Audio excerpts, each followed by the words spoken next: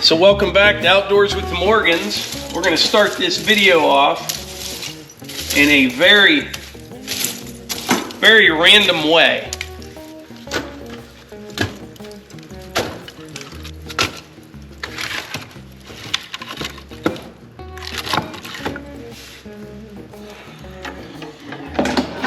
So if you remember about a month and a half ago, I guess it was, maybe 2 months now, I was sawing some walnut and some cherry on the sawmill, and I took some out to my friend Chris Martin's place. He's the guy with the iDry kiln and the big slab flattener. Anyway, we worked out kind of a deal together where I provide some lumber, he dries it, and he's got a pretty good customer base and sells it. Well, I'm gonna look at this picture right now. I'll send it to you, or I'll show you on screen. This is some of the walnut that I sawed, he dried and flattened, and one of his customers finished. Pretty nice stuff. Here in the next day or two, I'm gonna start pulling some logs out of that walnut pile that I have down there, cut some to length and get ready. I think his kiln is gonna be available in about, he'll be emptying it out in about 2 weeks, so I'm gonna have a nice load to take out to him here in the near future. Other thing I wanted to show you, you remember it was the beginning of last week. I think it was just 1 week ago. And we had a pile of snow down in West Virginia, and it had all melted in a week. And they got just a little bit again overnight last night, but I've been getting some pretty cool trail camera pictures from down there. The turkeys are back. There's always deer, and also a fox down there. And then there's a fox. This is out by the mini cabin. But I haven't seen the coyotes in the last week or two, so maybe they have moved on. But it's weird because the fox are kind of the same way. We'll see them like crazy for a month or two, and then we don't see them for a long time. I don't know what the deal is with them, but I do enjoy the cameras, and those are those Spy Point cameras. They work pretty good. The video quality is real good, and I'm going to keep those things charged up, and we'll see what happens throughout the winter down there. The other thing, I had to run out for a little bit, and when I left down right past neighbor Cliff's place, these guys were working, kind of clearing underneath the power line with this remote control mower.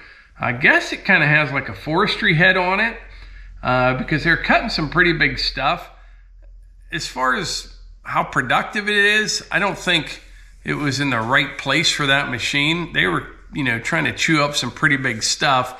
And I think it's designed more for working on steep slopes when the operator can stay real far away from it. But that's what they were using down there to clear underneath the power line. Seemed to be working pretty good, but I was gone for about 45 minutes and came back, and it didn't look like they got a whole lot done in that amount of time, but it's still a pretty cool machine though. It really was.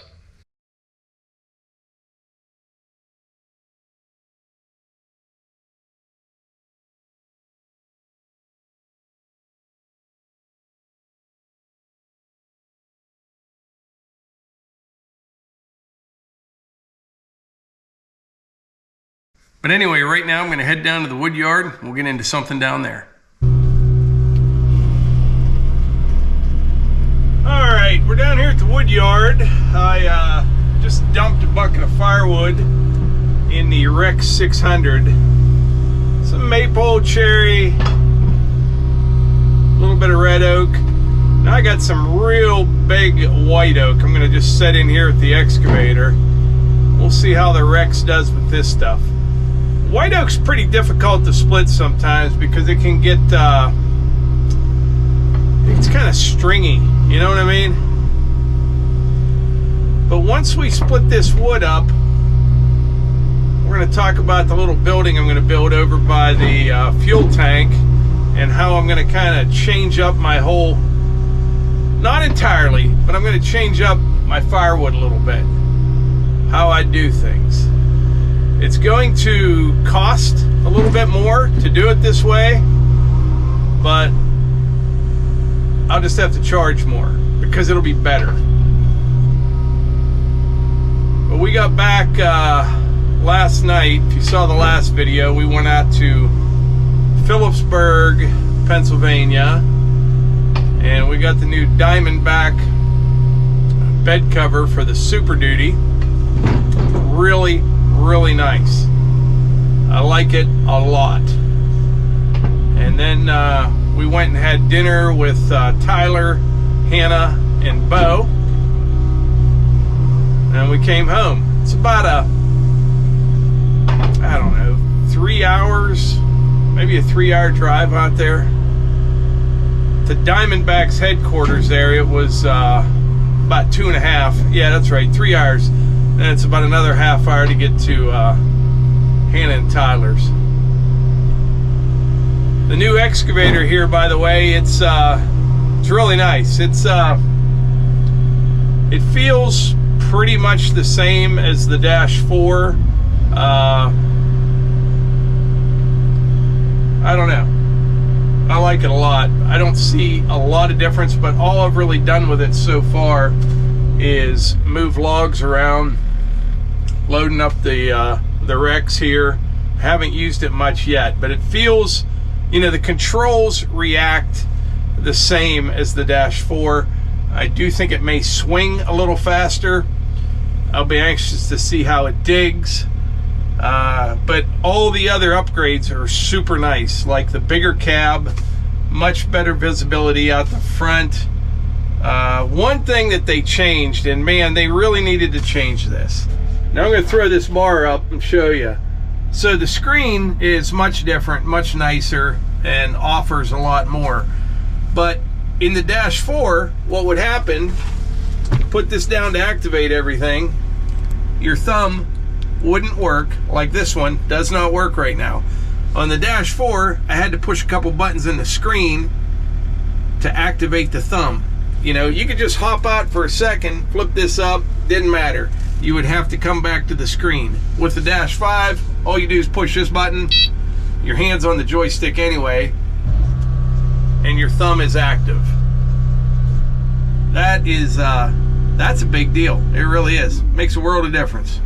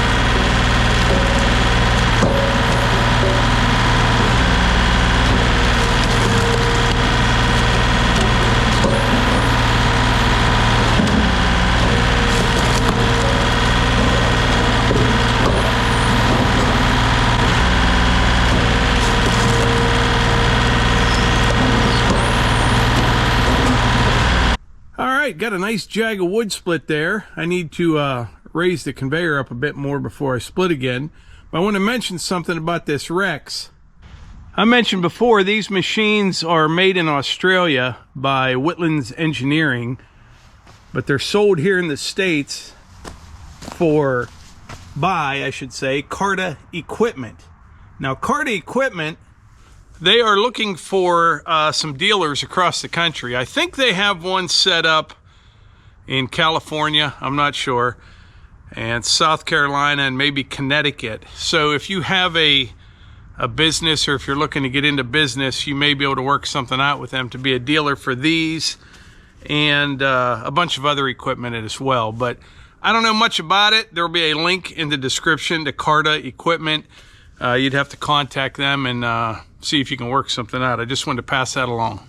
But anyway, I was saying earlier, I think I'm going to kind of change up the firewood operation just a little bit.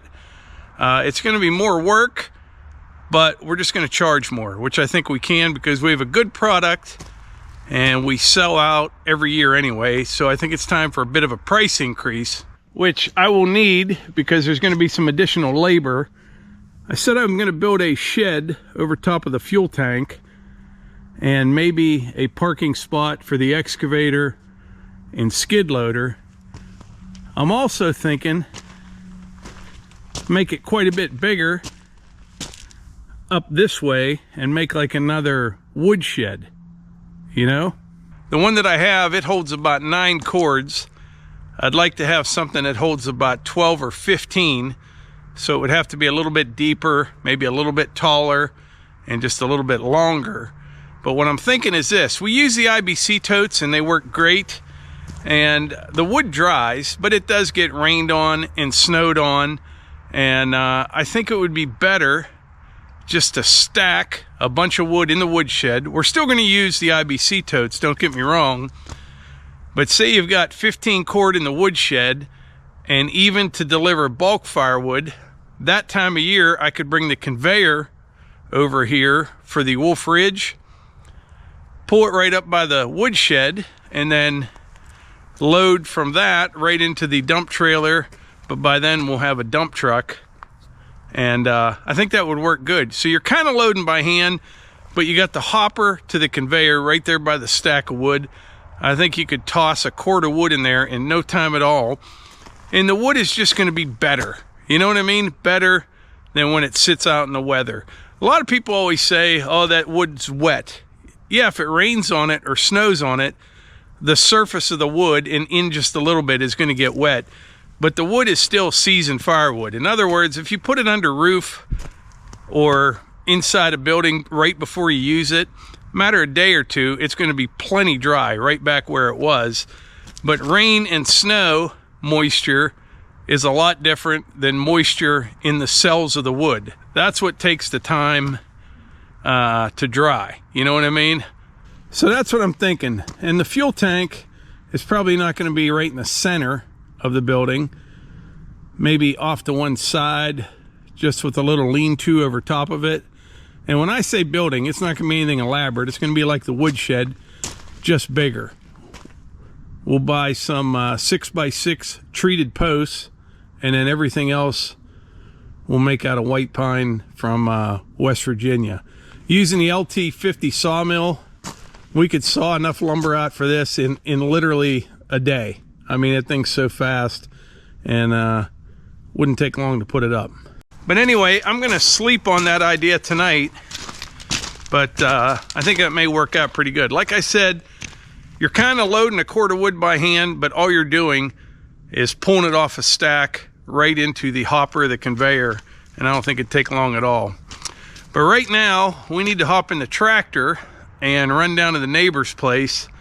He has, I think he bought a Redding truck bed, and he needs to get it unloaded. He has a Kubota, I think it's a L3400 with forks, and I'll take the MX down with forks, and we'll get on either side of it and hopefully be able to lift it off this guy's trucker trailer. I'm not sure how it's coming, so we'll see.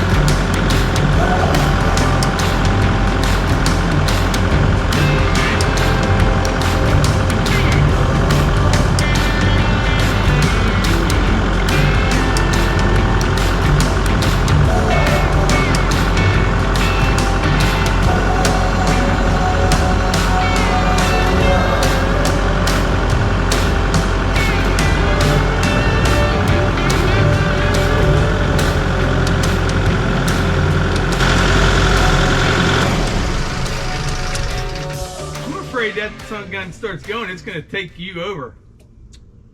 Well, sideways, you know what I mean? What I could also do... You got any 4x4s we could just prop underneath it and leave it like up just a little bit? I just think, you know, if that thing starts to go, you sitting sideways like that, your boom up in the air. Yeah, that's true. If nothing else, what we could do, if you think it'd be better, what I could do, I have a big long strap. I could choke that strap around the center and just follow you on the side. Yeah, there's no way for you to get like behind it with your forks on anything back there, is there? Oh, I could definitely get behind it. You know what I mean? Yeah. If you did that and had your forks where it's going to keep it from coming on. Yeah, I think that'll work. Yeah, let me get squared up to it, you know, coming back. Yeah. And, yeah, I think we'll be all right. Because worst case, I can just, you know, put it down into the bed. You know, it's not going to hurt anything. Right.